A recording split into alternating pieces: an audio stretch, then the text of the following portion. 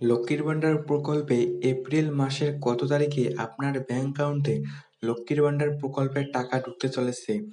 April মাসের কবে আপনি লক্ষ্মীর ভান্ডার প্রকল্পের টাকা পেয়ে যাবেন? এবং যারা নতুন করে লক্ষ্মীর ভান্ডার প্রকল্পের জন্য আবেদন করেছেন, তাদের টাকা কবে থেকে ব্যাংক অ্যাকাউন্টে ঢুকবে? তাদেরকে কেন এখনো টাকা দেওয়া হয়নি?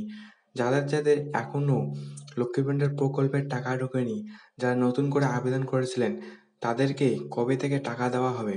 এবং বৃদ্ধ বিধবা ও প্রতিবন্ধী ভাতার টাকা এপ্রিল মাসের কত তারিখ থেকে আপনার ব্যাংক অ্যাকাউন্টে আসবে? এই সকল আপডেট জানতে চাইলে ভিডিওটি সম্পূর্ণ দেখুন।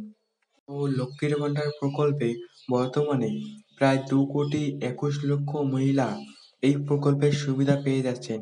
প্রায় 2,21,00,000 মহিলা লক্ষ্মীর ভান্ডার প্রকল্পের টাকা পাচ্ছেন এবং নতুন করে প্রায় 20,60,000 মহিলার আবেদন জমা পড়েছে এবং তাদের টাকা এপ্রিল মাস থেকেই ঢুকে যাবে।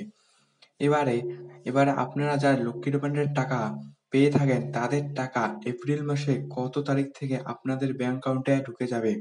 সামনে যেহেতু বিধানসভা নির্বাচন রয়েছে, তাই লক্ষ্মীর ভান্ডার প্রকল্পের টাকা খুব শিগগিরই আপনাদের ব্যাংক অ্যাকাউন্টে ঢুকতে চলেছে।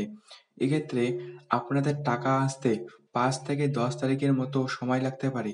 লক্ষ্মীর ভান্ডার প্রকল্পের টাকা এপ্রিল মাসে 5 থেকে 10 তারিখের মধ্যেই অধিকাংশ উপভোক্তার ব্যাংক অ্যাকাউন্টে লক্ষ্মীর ভান্ডার প্রকল্পের টাকা ক্রেডিট হয়ে যাবে এবং যারা নতুন করে লক্ষ্মীর ভান্ডার প্রকল্পের জন্য আবেদন করেছেন, তাদের যদি সব ডকুমেন্ট সাবমিট হয়ে যায়, আপনার সব নথিপত্র যদি সব ঠিকঠাক থাকে এবং সব ভালোভাবে সাবমিট হয়ে যায়, আপনার স্ট্যাটাসে যদি আন্ডার প্রসেসিং লেখা থাকে, তাহলে আপনি এই এপ্রিল মাস থেকেই লক্ষ্মীর ভান্ডার প্রকল্পের টাকা পেয়ে যাবেন এবং যাদের এখনো সাবমিট হয়ে যায়নি, আপনারা ওয়েট করুন।